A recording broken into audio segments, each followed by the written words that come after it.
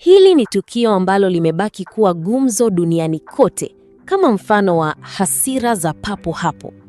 Ni kisa kinachochanganya mshangao, huzuni na kwa kiasi fulani fundisho kuhusu heshima katika mahusiano.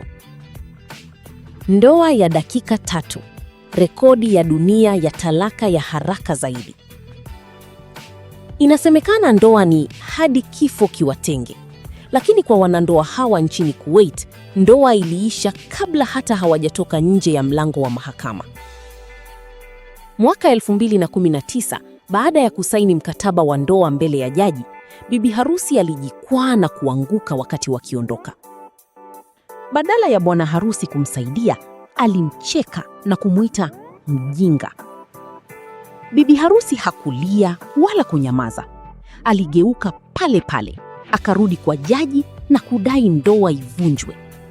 Aliamini kuwa kama amedhalilishwa ndani ya sekunde 180 za ndoa, maisha ya baadaye yangekuwa jehanamu. Jaji alikubali na ndoa hiyo ilidumu kwa dakika 3 pekee.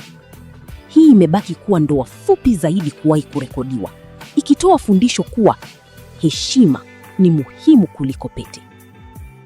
Je, unahisi bibi harusi alikurupuka au alionyesha ujasiri? Usisahau kusubscribe, like, comment na kushare kwa marafiki. Na kutakia siku njema. Tukutane kwenye makala zinazofuata.